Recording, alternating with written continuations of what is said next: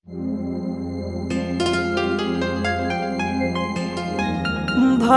गो न करी सुसज्जित होई बरंकु भेटी गो जीवा में बरंकु भेटी गो जीवा में आस बरंकु भेटीबा।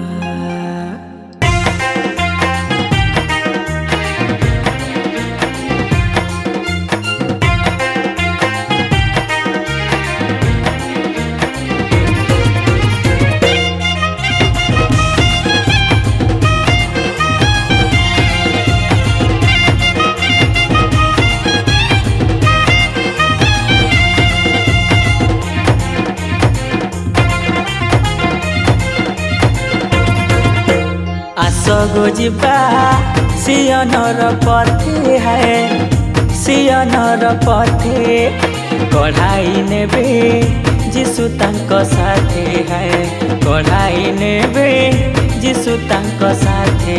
हाँ आसगो जीवा सियनर पथे है सियनर पथे कढ़ाई नेबे जीशु तांको साथे है कढ़ाई नेबे जीशु तांको साथे। चिरस्थायी प्रेम वाग्दान करी नेबे निमंत्रित कन्या है प्रेम र न्याय र धर्म राजा आस बरंकु भेटीबा। प्रेम र न्याय र धर्म राजा आस बरंकु भेटीबा।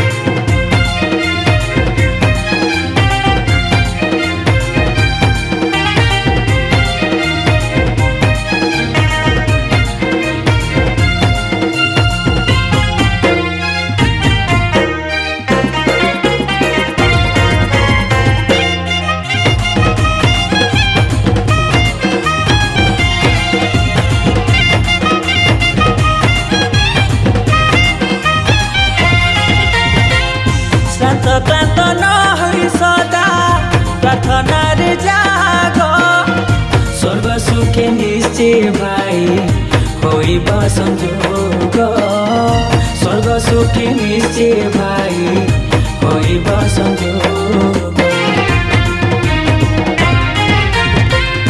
आज्ञा तांको मानी सदा हेबारे उद्योग प्रायश्चित करी लगू विजय मुकुट प्रायश्चित करी लबु विजय मुकुट।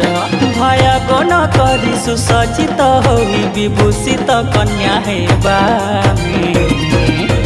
प्रेम र न्याय र धर्म राजा आस बरंकु भेटीबा। प्रेम र न्याय र धर्म राजा आस बरंकु भेटीबा।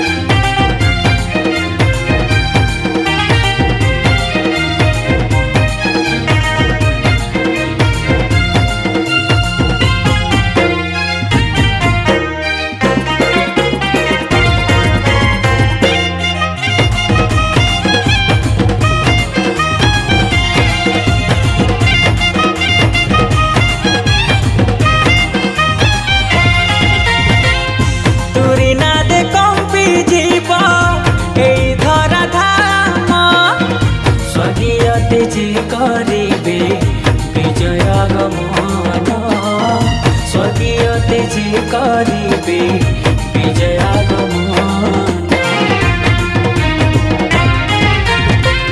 साक्षात होइबे जेते मननीत जाति प्रस्तुत हुआ गो कन्या वर आसुछन्ति प्रस्तुत हुआ गो कन्या वर आसुछन्ति।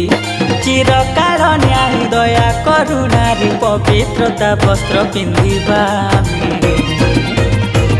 प्रेमर न्यायर धर्म राजा आस बरंकु भेटिबा प्रेमर न्यायर धर्म राजा आस बरंकु भेटिबा आस खोजिबा सियनर पथे है सियनर पथे कढ़ाई नेबे जीशु तांको साथे है कढ़ाई नेबे जीशु तांको साथे हाँ कढ़ाई नेबे जीशु तांको साथे।